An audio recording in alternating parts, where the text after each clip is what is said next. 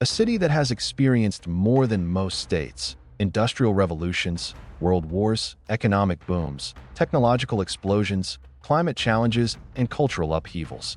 Now imagine that this city has been living for almost 5,000 more years, adapting, changing, expanding, rebuilding itself anew.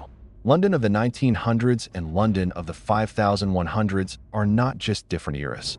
These are two worlds separated by the whole human evolution. But what of old London will survive in the future, and what will disappear forever? To understand the scale of the changes, we need to return London to the time when it was a symbol of industrial power at the beginning of the 20th century. In the 1900s, it was a city of factories, working-class neighborhoods, coal chimneys, trams, steam locomotives, and endless crowds of people on the streets. London was the center of the world's largest empire, the heart of commerce, culture, and politics. The pace of life here was set not by fashion, but by industry. The noise of machine tools, the rumble of ports, smoke over the Thames, horse-drawn carriages mixed with early automobile traffic. The city lived in a continuous rhythm, like a huge machine. The buildings were heavy and brick, and the smell of the city was a mixture of coal, damp, and market food. At that time, London wasn't bright or airy. It was practical, disciplined, and austere. It was a world of workers in caps, ladies in long dresses, newspaper boys, and policemen with traditional hard hats.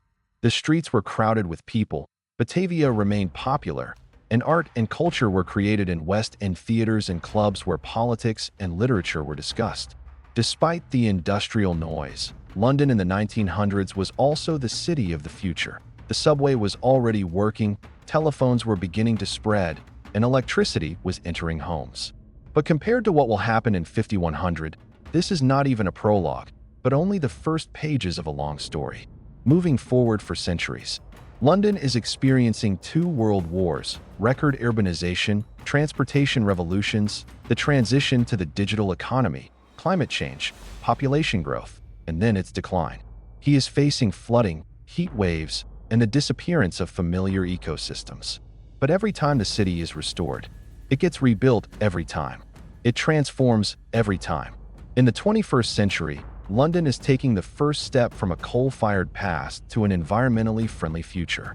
Parks are expanding, bike paths, electric buses, and smart buildings are appearing. By the middle of the 21st century, the Thames receives powerful purification systems, and water becomes an object of urban ecology. London is becoming one of the centers of green technologies in Europe. But now let's fast forward much further, to London in 5100, a city that grew out of its climatic traumas and became a model of a new type of metropolis, climatically self-sufficient, fully adaptive, energetically autonomous.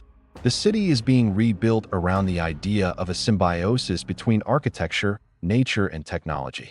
By the year 5100, London is a network of climate domes and open aerial platforms connected by multi-level bridges.